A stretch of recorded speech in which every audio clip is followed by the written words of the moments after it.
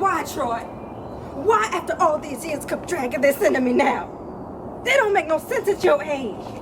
I could have expected this 10 or 15 years ago, but not now. Age ain't got nothing to do with it, Rose. I done tried to be everything a wife should be. Everything a wife could be. Been married 18 years and I got a literacy today that you tell me you've been seeing another woman and done fathered a child by her. You know I ain't never wanted no half nothing in my family. My whole family is half. Everybody got different fathers and mothers. My 2 sisters and my brother. Can hardly tell who's who. We can't ever sit down and talk about mama and papa. It's your mama and your papa and my mama and my papa. Stop. I never wanted that for none of my children. Now you want to drag your behind in here and tell me something like this? Because it's time that you know. You ought to know. I don't want to know. It's done now. I can't wish the circumstances of this thing away. Then you don't want to either. Maybe you want to wish me and my boy away. Maybe that's what you want, Troy. Well, you can't wish us away.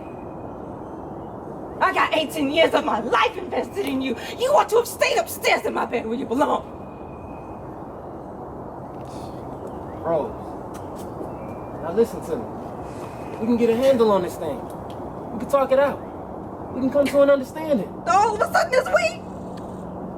Where was we at when he was rolling around with some godforsaken woman?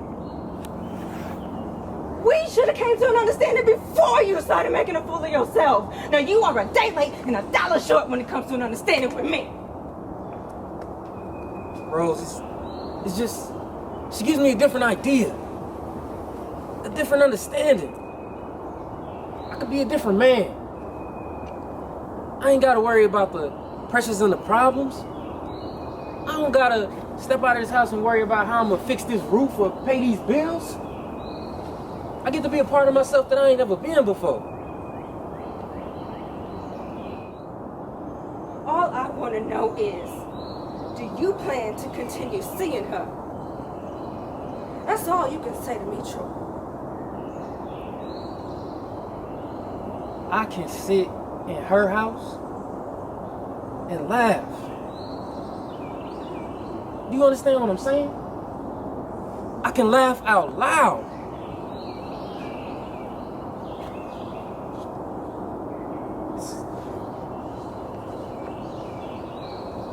Give me something that you just not giving me.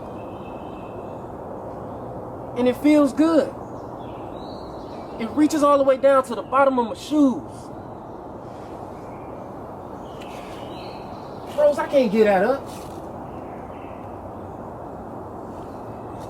Maybe you ought to go down and stay with her then. If she a better woman than me.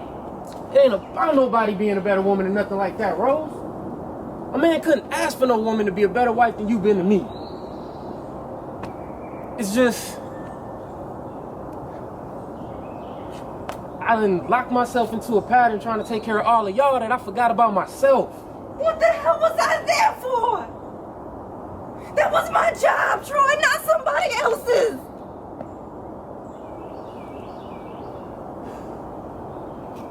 Rose, all my life I done tried to live decent. I done tried to live clean and hard and a useful life. Now I tried to be a good husband to you in every way that I knew how. Hell, maybe I was born in this world backwards. I don't know. But I know what you're born with 2 strikes against you before you even come to the plate. And you got to guard that closely. Always looking for the curveball on the inside corner. If you're going down, Rose, you're going down swinging. Everything already lined up against you. What you gonna do? I fooled you. I bunted. Now, when I found you and Corey in a halfway decent job, I was safe. Couldn't nothing touch me. I wasn't gonna lay in the street with no bottle of wine. I wasn't going back to the penitentiary. I was safe. had me a family, a job. I wasn't gonna get that last strike. I was just standing on first, waiting for one of them boys to knock me in, to get me home. You should have stayed in my bed, Troy. When I saw that girl, Rose, she firmed up my backbone. And I got to thinking, that just maybe, I just might be able to go and steal second. You should have held me tight. You should have grabbed me and held on.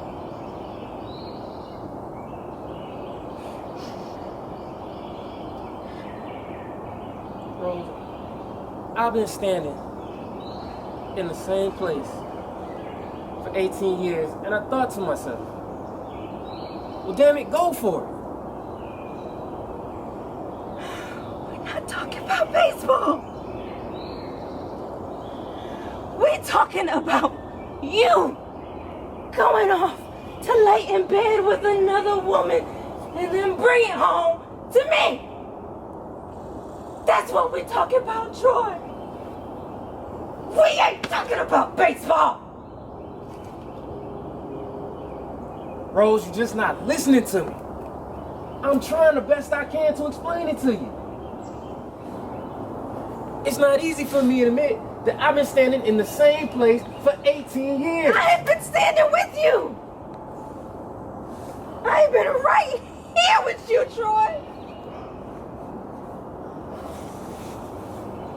I got a life too. I gave 18 years of my life to stand in the same spot with you. Don't you ever think I wanted other things? Don't you think I had hopes and dreams? What about my life?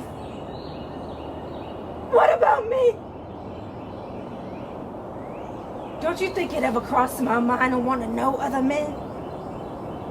That I wanted to lay up somewhere and forget about all of my responsibilities? That I wanted someone to make me laugh so that I could feel good? You're not the only one with hopes and needs and dreams, Troy. I held on. I took all of my feelings, all my wants, all my needs, all my dreams, and I buried them inside of you. I planted a seed, and I watched, and I prayed over it. I planted myself inside of you, and I waited to bloom. It didn't take me no 18 years to find out that the soil was hard and rocky, and it was never gonna bloom.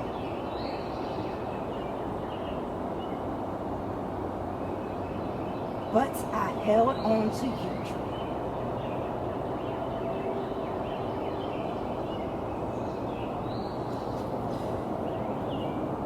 You was my husband.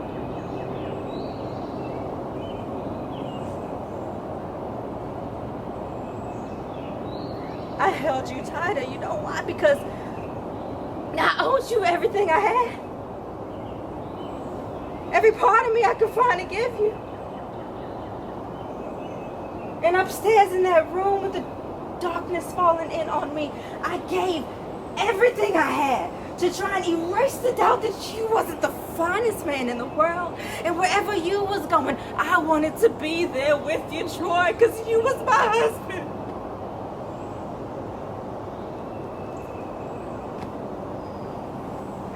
Because it's the only way I was going to survive is your way.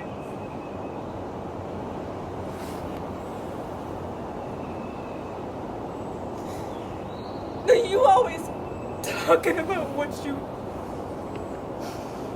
give and what you don't have to give. Oh, what you take too. You take, Troy, you don't even know what nobody else is giving. You say I take and don't give? Joy, let go. You say I take and don't give. Joy, you hurt my Don't you tell that lie on me. You say I take and don't give? Joy. Don't you tell that lie on me. Joy. Let go.